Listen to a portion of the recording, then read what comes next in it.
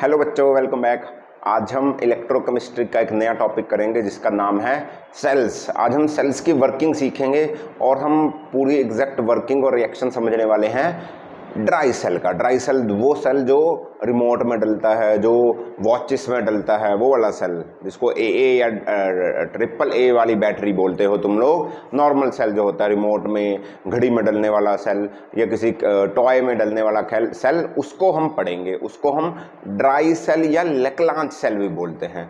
ठीक है जी, आज उसकी वर्किंग समझेंगे, क्या क्या रिएक्शन होते हैं वो समझेंगे। तो चलिए स्टार्ट करते हैं आज का टॉपिक जिसको बोलते हैं ड्राई सेल। अच्छा, ड्राई सेल समझने से पहले एक बात और समझ लो कि जो सेल्स होते हैं वो तीन टाइप्स के हो सकते हैं जो हम यूज़ करते हैं। पहला होता है प्राइमरी सेल, पहला होता है प्राइमरी सेल, एक होता है सेकेंडरी सेल, एक होता है सेकेंडरी सेल, और एक होता है फ्यूल सेल, एक होता है फ्यूल सेल। तीन तरह के सेल होते हैं। आज हम ड्राई सेल की बात कर रहे हैं। ड्राई सेल क्या होता है? देखो, जो प्राइमरी सेल होता है वो सेल क्या होता है जो आप एक बार यूज कर सकते हो। मतलब आपने सेल यूज किया, कुछ टाइम के बाद वो डेड हो जाएगा, कुछ टाइम के बाद वो डेड हो जाएगा। वो रिचार्जेबल नहीं है, उसको रिचार्ज नहीं कर सकते आप, दोबारा चार्ज नहीं होगा। जैसे घड़ी में डालने वाला सेल, आपने एक बार घड़ी में डाला, कुछ टाइम चलेगा, 6 महीने 4 महीने, उसके बाद वो सेल खराब हो जाएगा, उसको दोबारा रिचार्ज नहीं कर सकते। ऐसे सेल को बोलते हो प्राइमरी सेल। इसकी एग्जांपल है ड्राई सेल, इसकी एग्जांपल है ड्राई सेल या मरकरी सेल। मरकरी सेल भी हम आज पढ़ेंगे। पहले ड्राई सेल समझते हैं। ये प्राइमरी सेल्स होते हैं, मतलब ये रिचार्जेबल नहीं है। एक बार यूज किया, कुछ टाइम के बाद डेड हो जाएगा और फिर हम इसको फेंक देते हैं, ये हमारे किसी भी काम का नहीं है। दूसरे नंबर पर आते हैं सेकेंडरी सेल। सेकेंडरी सेल वो सेल होते हैं जिनको हम दोबारा रिचार्ज कर सकते हैं, जिनको हम दोबारा रिचार्ज कर सकते हैं। एक बार यूज किया, फेंक नहीं देंगे। बैटरी इसकी खत्म हो जाएगी तो उसको दोबारा रिचार्ज कर देंगे, फिर यूज कर लेंगे, फिर बैटरी खत्म हो जाएगी, फिर दोबारा रिचार्ज कर देंगे, फिर यूज कर लेंगे। ऐसे सेल होते हैं जो आपके घरों के अंदर लेड एसिड बैटरीज लगी हुई है। जो आपके घर के अंदर इन्वर्टर के साथ बैटरी लगी हुई है ना, वो भी तो सेल ही है। सेल्स को सीरीज में कनेक्ट कर रखा है, सेल्स को सीरीज में कनेक्ट कर कर एक बड़ी बैटरी बनती है, तो वो लेड एसिड बैटरी है। इसको लेड एसिड एक्यूमुलेटर भी बोलते हैं। ये भी हमारे सिलेबस में है, हम इसको भी पढ़ेंगे आगे। ठीक है जी। एक होते हैं फ्यूल सेल। फ्यूल सेल्स वो सेल होते हैं जिसमें हम फ्यूल्स को यूज कर जैसे H2, O2, CO, CH4, ऐसे फ्यूल्स को यूज कर उसको डायरेक्टली इलेक्ट्रिकल एनर्जी में कन्वर्ट करते हैं। किस में कन्वर्ट करते हैं? Electrical energy. अरे सेल्स में भी तो यही हो रहा था, केमिकल एनर्जी को फ्यूल्स में इलेक्ट्रिकल एनर्जी में कन्वर्ट करते थे। अब हम क्या करेंगे? फ्यूल की एनर्जी को इनकी एनर्जी, फ्यूल से इलेक्ट्रिकल एनर्जी बना देंगे। ऐसे सेल को बोलते हैं फ्यूल सेल। ये ज़्यादा अच्छी एफिशिएंसी वाला सेल होता है, ज़्यादा समय के लिए टिकता है, इसकी मेंटेनेंस कम है, बहुत सारी इसमें प्रॉब्लम्स भी हैं, इसको भी पढ़ेंगे। हमारे सिलेबस में तीनों टाइप्स के सेल्स का एक एक एक्सप्लेनेशन है। प्राइमरी सेल में हम दोनों पढ़ेंगे, एक ड्राई सेल भी पढ़ेंगे और मरकरी सेल की भी आज तुम्हें करवाऊंगा, समझे। सेकेंडरी सेल में हम लेड एसिड बैटरी, जो इन्वर्टर के साथ बैटरी रखी जाती है, उसको लेड एसिड बैटरी बोलते हैं। फ्यूल सेल होता है कि जो फ्यूल से इलेक्ट्रिकल एनर्जी बना देता है, सेल जैसा ही होता है, उसमें फ्यूल डालते हैं और इलेक्ट्रिकल एनर्जी हमें मिल जाती है। इसको भी हम पढ़ेंगे। ठीक है जी। तो स्टार्ट करते हैं हम हमारा ड्राई सेल।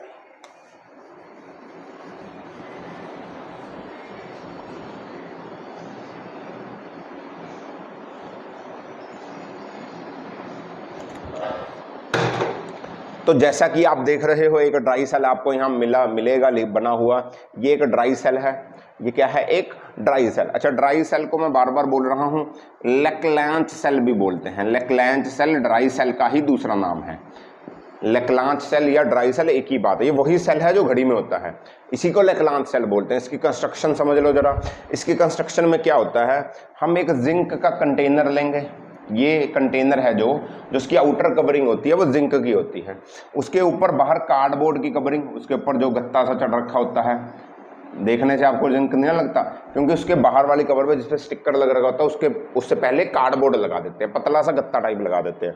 तो जिंक के ऊपर कार्डबोर्ड की कवरिंग होती है, पर जो बेसिकली कंटेनर होता है वो जिंक का होता है और ये एनोड की तरह काम करता है। तो जिंक का कंटेनर है वो एज अ एनोड काम करता है, एज अ एनोड काम करता है। फिर हम क्या करते हैं, तुमने देखा होगा उसके ऊपर स्टार्टिंग में मैं दिखा देता हूं आपका ड्राई सेल जिसको लेक्लांच सेल बोलते हो। मैं दिखा रहा हूँ, ये ऊपर मेटल की कैप है, ये देखो ये ऊपर दिखता है आपको, ये ऊपर इसका ऊपर को होता है थोड़ा सा, ये पॉजिटिव वाला पोर्शन है, ये ऊपर को निकल रखा है, ये मेटल की कैप लगी हुई है। ये क्या लगी हुई है? मेटल की कैप। इसकी जो ये बॉडी है ये जिंक की बनी हुई है, ये जो बाहर वाला कंटेनर है ये जिंक का है, और ये ऊपर वाली जो कैप, ये ऊपर को निकल रहा है थोड़ा सा, इसको मेटल का कैप बोलते हैं। तो इसके अंदर आपको एक ग्रेफाइट की कैथोड मिलेगी, एक कार्बन की कैथोड इलेक्ट्रोड डाल रखी है जिसको ग्रेफाइट की कैथोड बोलते हैं। अंदर जाएगी ग्रेफाइट की कैथोड के बाहर, थोड़ी सी जगह के बाहर, इस खाली जगह में आप मैंगनीज डाइऑक्साइड और कार्बन का मिक्सचर यहाँ पर कैथोड के बाहर थोड़ा थोड़ा डाल देते हो। किसका मिक्सचर है? मैंगनीज डाइऑक्साइड, कैथोड डाली, उसके बाहर मैंगनीज डाइऑक्साइड और कार्बन का मिक्सचर होता है। कुछ कुछ सेल्स में मैंगनीज डाइऑक्साइड, कार्बन और NH4Cl का मिक्सचर भी होता है। सही है जी। अब ये जो इसके बाद में ये खाली जगह बची है, ये वाली, इस खाली जगह में आपको अमोनियम क्लोराइड और जिंक ऑक्साइड का पेस्ट मिलेगा। अमोनियम क्लोराइड और जिंक ऑक्साइड 2 का पेस्ट मिलेगा आपको। अमोनियम क्लोराइड और जिंक ऑक्साइड का पेस्ट यहाँ पर आपको सारे में मिलेगा। समझ में आई बात? अब इस अमोनियम क्लोराइड और जिंक क्लोराइड के पेस्ट और मैंगनीज ऑक्साइड, कार्बन का पेस्ट आपस में मिक्स ना हो जाए तो बीच में एक ये पोरस पेपर की लाइनिंग होती है। पोरस पेपर इसमें छोटे छोटे पोर्स होते हैं, बहुत छोटे छोटे पोर्स, वो इसको दोनों को मिक्स होने से रोकता है। तो यहाँ पर एक लाइनिंग होती है जिसके दोनों को अलग अलग करता है। ठीक है जी, ओके। और क्या बचता है? ये ऊपर इसके सील होती, सील मतलब ये ऊपर वाला देखोगे तो यहाँ सील है, इस कार्बन कैप के पीछे एक सीलिंग करके, ताकि मटेरियल सारा बाहर ना आ जाए, सील लगा देते हैं, इसको पिच सील बोलते हैं। तो हमें समझ में है, कैथोड हमारा बनेगा ग्रेफाइट, एनोड हमारा बनेगा इस जिंक, ये पूरा जो कवरिंग है ये सारी, ये जिंक की है, ये बाहर की कवरिंग एनोड है, इसके अंदर ये जो इलेक्ट्रोड है ये कैथोड है। तो बीच में क्या है ये देख लो। अब इन दोनों में क्योंकि केमिकल एनर्जी यूज होगी इसकी, तो इसमें रिडॉक्स रिएक्शन होने वाला है। क्या होने वाला है? रिडॉक्स रिएक्शन होने वाला है ड्राई सेल में। रिडॉक्स रिएक्शन में क्या होता है आपको याद होगा, एनोड के ऊपर होती थी ऑक्सीडेशन, और कैथोड के ऊपर होती थी, कैथोड पे होती थी रिडक्शन। सबको याद होगा, कैथोड पे होती थी रिडक्शन, एनोड पे होती थी ऑक्सीडेशन। एनायन जाता था एनोड पे, कैटायन जाता था कैथोड पे। तो कैसे होगा उसको समझो। सबसे पहले क्या होगा, एनोड बन किसका रखा है? जिंक का, तो जिंक की होगी ऑक्सीडेशन, तो एनोड का रिएक्शन क्या होगा? जिंक की होगी ऑक्सीडेशन। जिंक यानी कि अपने इलेक्ट्रॉन्स लूज कर देगा। कितने? 2 इलेक्ट्रॉन्स। ये एट एनोड रिएक्शन हुआ, समझ रहे ना? एनोड पे होती है ऑक्सीडेशन, तो एनोड है जिंक का, तो जिंक क्या करेगा? अपने दोनों इलेक्ट्रॉन लूज कर देगा, तो ऑक्सीडेशन हो गई। अब बात आती है कैथोड की, अब बात आएगी कैथोड की। कैथोड पे क्या रिएक्शन होता है? देखो ये कार्बन की कैथोड है, ग्रेफाइट की कैथोड है, इसके आसपास पड़ा मैंगनीज डाइऑक्साइड, तो ये मैंगनीज डाइऑक्साइड आएगा और इस वाले पेस्ट से एनायन कैटायन उठाएगा, जो बनेगा NH4+। ठीक है जी, और इन 2 इलेक्ट्रॉन्स को उठाएगा। इसको बैलेंस करने के लिए हम इसको 2 कर देते हैं, इसको भी 2 कर देते हैं। तो जो हमें मिलेगा वो मिलेगा मैंगनीज का ट्राइऑक्साइड और अमोनिया, और हमें मिलेगा वाटर। कैथोड पे ये रिएक्शन होगा। देखो ये कैथोड के आसपास ही तो मैंगनीज डाइऑक्साइड पड़ा था, उसने उठाया एनायन, NH4+ उठाएगा इलेक्ट्रोलाइट से, NH4+, और जो 2 इलेक्ट्रॉन आए थे ये इसके साथ मिलेंगे, तो हमें मिलेगा मैंगनीज का ट्राइऑक्साइड, अमोनिया गैस और वाटर। अब आपको याद होगा कि ड्राई सेल में जो भी मैंने आपको ये सेल दिखाया है, कि आपको यहाँ से कभी अमोनिया गैस निकलती दिखी है? कि आपको यहाँ से कभी पानी निकलता दिखा है? नहीं दिखा। पर ये तो अमोनिया गैस और पानी बन रहा है। तो क्या होता है, तो ये अमोनिया गैस और पानी क्या करते हैं, ये जाते हैं जो Cl- बचा है, ये वाला, ये Cl- बच गया ना, ये तो इधर आ गया, तो ये अमोनिया और वाटर जाएंगे Cl- के पास। तो ये क्या बनाएंगे, ये अमोनिया जाएगा Cl- के पास, तो ये क्या बोलते हैं हम, Zn +2 भी, और हम बोलते हैं इसका, और अमोनिया और Cl-, ये आपस में मिलेंगे और आपको बनाकर देंगे एक कॉम्प्लेक्स कंपाउंड जिसका नाम है ZnNH3 ट्वाइस Cl2। ये आपको एक कॉम्प्लेक्स कंपाउंड बनाकर देंगे जिसको हम कोऑर्डिनेशन कंपाउंड भी बोलते हैं। ठीक है जी। इसका नाम है डाईअमीन डाईक्लोरिडो जिंक। अमीन है ये, डाईअमीन डाईक्लोरिडो जिंक। ये कैसे नाम बना, ये आप कोऑर्डिनेशन कंपाउंड में चैप्टर आएगा आपको, कोऑर्डिनेशन कंपाउंड, उसमें ये कॉम्प्लेक्स कंपाउंड बनाना सीखोगे। अभी के लिए सिर्फ याद रखो ये क्या बना, डाईअमीन डाईक्लोरिडो जिंक। तो अमोनिया गैस हमें सेल से नहीं मिलती, उसको यूज कर लेते हैं और आपको इस सेल से अप्रॉक्सीमेटली 1.1 वोल्ट से लेकर 1.5 वोल्ट तक का पोटेंशियल डिफरेंस मिलता है ड्राई सेल से। 1.1 वोल्ट से लेकर 1.5 वोल्ट तक का पोटेंशियल डिफरेंस इस सेल से मिल जाता है। ऐसे इसकी ऑक्सीडेशन और रिडक्शन होती है ड्राई सेल की। बड़ा ही बेसिक सा सेल है, इसको समझो, बहुत ही सिंपल है। याद रखने रिएक्शंस और कंस्ट्रक्शन, सिंपल बेसिक्स, इससे ज़्यादा कुछ नहीं पूछा जाएगा।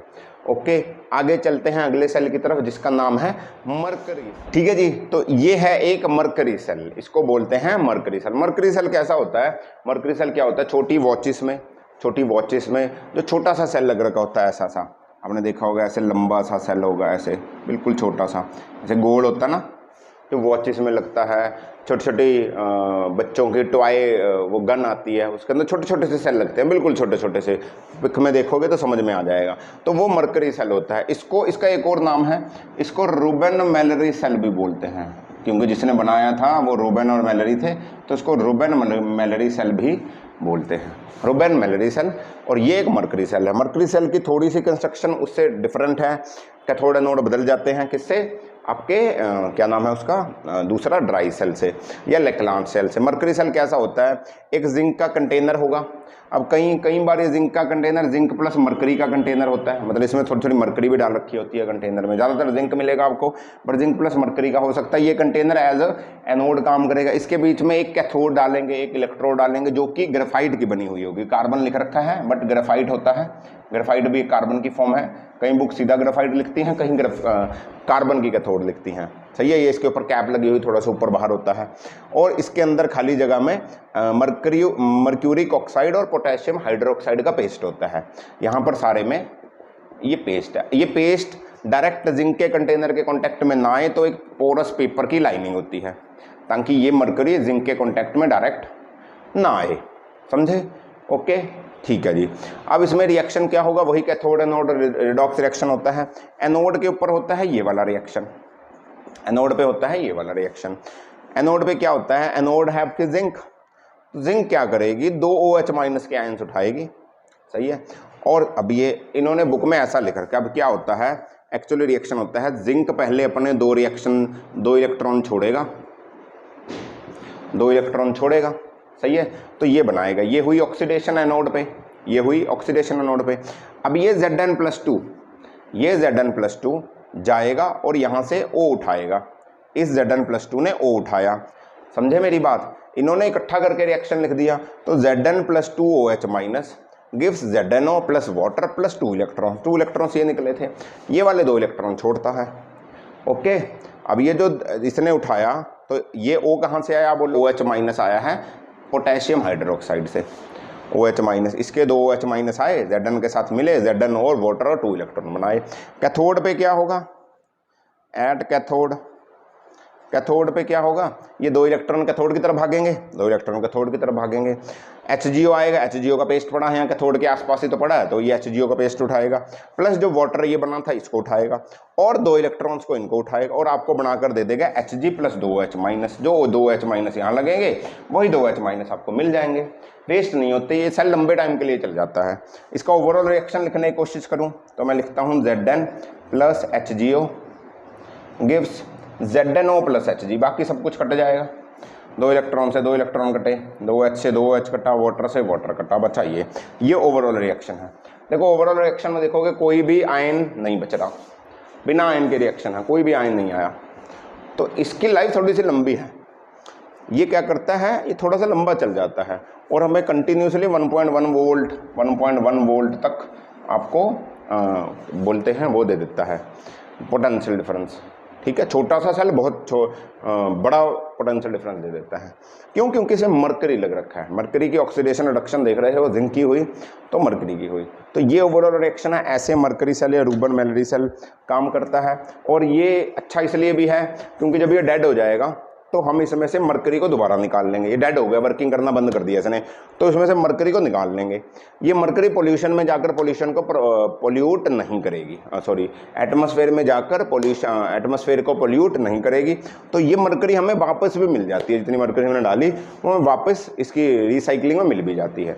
तो ये पोल्यूशन भी नहीं करता, बड़ा ही सिंपल सा सेल है, इसलिए थोड़ा सा महंगा भी आता है। मतलब बड़े वाला सेल वो ड्राई सेल 15-20 रुपये का आ जाता है, ये 60-70 रुपये का आता है, बिल्कुल छोटा सा। ठीक है जी, तो होपफुली दोनों सेल समझ में आए होंगे। तो हम मिलते हैं अगले में, जिसमें हम पढ़ेंगे लेड एसिड बैटरी या लेड एसिड एक्यूमुलेटर कैसे काम करता है, और फिर पढ़ेंगे फ्यूल सेल। तो मिलते हैं अगले लेक्चर में, तब तक पढ़ते रहिए, एंजॉय करिए। All the very best, bye bye.